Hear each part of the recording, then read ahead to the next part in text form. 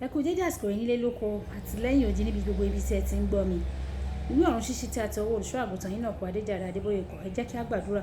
Bàbá wa ti Ọlọ́run wa, dúpẹ́ fún àánú àti oore ọ̀fẹ́ tí a rí gbà, dúpẹ́ fún ìwà láyé, a dúpẹ́ fún ìpamọ́ ààbò, ojú rere àti àánú.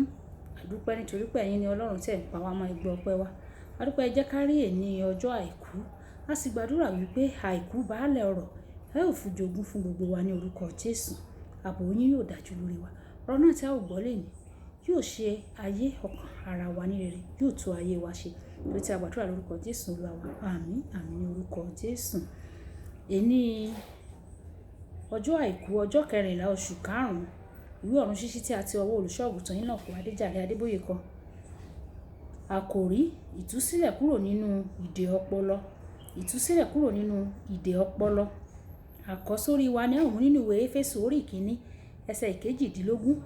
Éfésù orí 1 ẹsẹ̀ 18. Kí ojú ọkàn yín lè mọ́lẹ̀, kí ẹ̀yin kí ó lè mọ ohun tí ìrètí ìpè rẹ̀ jẹ́ àti ohun tí ọrọ̀ ògo ìní rẹ̀ nínú àwọn ènìyàn mímọ́ jẹ́. Nígbà tí àwọn ọmọ Bíbélì kíkà wà nínú ìwé Kọ́ríńtì kejì orí 3 ẹsẹ̀ 12 títí dé ẹsẹ̀ 18.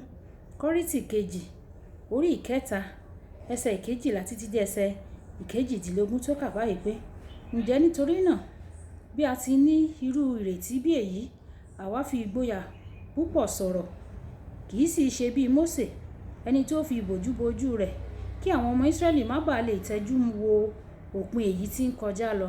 Ṣùgbọ́n ojú inú wọn fọ́, nítorí pé títí fi di òní olónìí, ní kíka májẹ̀mú láéláé, ìbòjú náà wà láìká sókè, ìbòjú tí a ti mú kúrò nínú Kristi. Ṣùgbọ́n títí di òní olónìí, nígbàkúgbà tí a bá ń ka Mósè, ìbòjú náà ń bẹ ní ọkàn wọn. Ṣùgbọ́n nígbà tí òun bá yí padà sí Olúwa, a ó mú ìbòjú náà kúrò. Ǹjẹ́ Olúwa ni ẹ̀mí náà. Níbi tí ẹ̀mí Olúwa bá sì wà, níbẹ̀ ni òmìnira gbé wà. Ṣùgbọ́n gbogbo wa ń wo ògo Olúwa láìsí ìbòjú, bí ẹni pé nínú àwòjíji, a sì ń pàwàdà sí àwòrán kan náà láti inú ògo dé ògo, àní bíi láti ọ̀dọ̀ Olúwa tí ń ṣe ẹ̀mí. Kí Olúwa bí kó bùn fún kíkà àti gbígbọ́ ọ̀rọ̀ rẹ̀. Wàyí, ẹ tẹ́tí bẹ̀lẹ̀ jẹ́ láti gbọ́ ohun tí olùṣọ́ àgùntàn Enoch Adeboye ní fún wa ní èní ọjọ́ àìkú, ọjọ́ 14 oṣù karùn-ún. Àwọn ènìyàn kan wà tí a dè nípa ọpọlọ. Ìrònú àwọn ẹni bẹ́ẹ̀ wà lábẹ́ ìṣémọ́lẹ̀, a sì ti fọwọ́ bà á. Éfésù orí 4 ẹsẹ̀ 18 wípé òye àwọn kan lè ṣókùnkùn nípa agbára òkùnkùn, nígbà tí ènìyàn kan tí à ń gbìyànjú láti ṣàlàyé ohun kan fún ọ, tí ó sì yé ọ lójijì, ìwọ yóò wí pé: "Óò, mo rí bẹ́ẹ̀, kì í ṣe ojú ara ni ò ń sọ̀rọ̀ nípa rẹ̀, ṣùgbọ́n ojú ìwòye ni ò ń sọ." Mo wà nínú ìlànà ìwé kíkọ́ fún ìgbà díẹ̀ kí ó tó di pé Olúwa pè mí sínú iṣẹ́ ìránṣẹ́ gbáko. Mo sì mọ ìrora àwọn akẹ́kọ̀ọ́ tí ó máa ń kàwé dójú àmì fún ìdánwò, ṣùgbọ́n tí wọ́n á tún padà kùnà. Akẹ́kọ̀ọ́ tó ti gbáradì dáadáa lè dé inú gbọ̀ngàn ìdánwò kí ó sì má rántí ohun tó ti kà mọ́. Ó ti ṣẹlẹ̀ sí mi rí gẹ́gẹ́ bí akẹ́kọ̀ọ́ kékeré. Mo dé inú gbọ̀ngàn ìdánwò fún iṣẹ́ kan tí mo mọ̀ dáadáa, àfi bí mi ò ṣe rántí ohun kankan mọ́. Ó nira fún mi láti mọ ìtumọ̀ ìbéèrè 8 tí mo sì nílò láti dáhùn 5 nínú rẹ̀. Ní àkókò kan, mo pinnu láti gba kámú kí n fi gbọ̀ngàn náà sílẹ̀. Níwọ̀n ìgbà tí mo lè tú ìdánwò náà ṣe, mo fẹ́ dìde nígbà tí ọwọ́ àìrí kan dá mi jókòó. Mi ò tilẹ̀ tí ì di àtúnbí nígbà náà, ṣùgbọ́n mo mọ̀ pé ọ̀gá ògo ni. Mo jókòó fún ìṣẹ́jú 15. Mo rí gbogbo àwọn akẹ́kọ̀ọ́ mi tí wọ́n ń kọ̀wé kárakára nígbà tí èmi ò rántí nǹkan kan.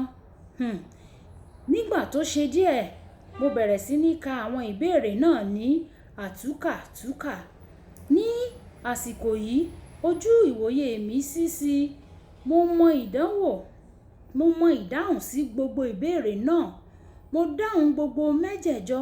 Mo sì kọ sókè ìwé ìdáhùn mi fún olùkọ́ mi pé máàkì 5 tí ó bá wù ọ́ nínú wọn. Mo mọ̀ pé Olúwa alágbára ló mú ìbòjú kúrò nínú òye mi. Bí èṣù bá fi ìbòjú sórí òye rẹ, Ọlọ́run yóò mú kúrò lónìí ní orúkọ Jésù. Ó ní ọmọdékùnrin kan, orí rẹ̀ kú gan-an débi pé nígbà tí wọ́n mú kúrò ní kíláàsì ènìyàn 10 lọ sí kíláàsì ènìyàn 30, ipò rẹ̀ yí padà láti ipò 10 sí 30. Àwọn òbí rẹ̀ méjèèjì sì jẹ́ ọ̀jọ̀gbọ́n. Wọ́n wá bá mi pẹ̀lú ọmọdékùnrin náà fún àdúrà nígbà tí mo sì wà ní yunifásítì. Wọ́n wá fún iṣẹ́ ìsìn kan. A gbàdúrà o. Nínú ìdánwò tó tẹ̀lé tí ó kọ, ó gba máàkì tó pọ̀ jù. Àwọn olùkọ́ rẹ̀ wí pé kò ṣeé ṣe. Nítorí náà, wọ́n yà á sọ́tọ̀ nínú kíláàsì, wọ́n sì fún un ní ìdánwò mìíràn. Lásìkò yìí, ó tún gbà ju àkọ́kọ́ lọ. Mo gbàdúrà fún ọ pé ohunkóhun tó jẹ́ kí ọpọlọ rẹ ṣiṣẹ́ tí kò jẹ́ kí ọpọlọ rẹ ṣiṣẹ́ déédéé, a mú un kúrò ní orúkọ Jésù. Ohunkóhun tí kò jẹ́ kí ọpọlọ rẹ ṣiṣẹ́ déédéé, a mú un kúrò ní orúkọ Jésù. Kókó àdúrà. Baba, ohunkóhun tó ń bá òye mi jà, ohunkóhun tó ń bá òye mi jẹ́, bá jẹ́ nísinsìnyí ní orúkọ Jésù. Ohunkóhun tó ń bá òye mi jà, ohunkóhun tó ń bá òye mi jẹ́, bá jẹ́ nísinsìnyí ní orúkọ Jésù. Bọ́kọ̀ bá lọ sókun tó bá lọ sọ́dà sà, á padà sí èbúté.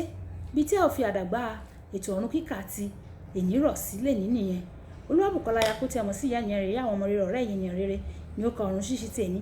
Nígbà tí a ó máa pàdé ní ọ̀la, a kú iṣẹ́ ìsìn ti èní. Ó dàbọ̀.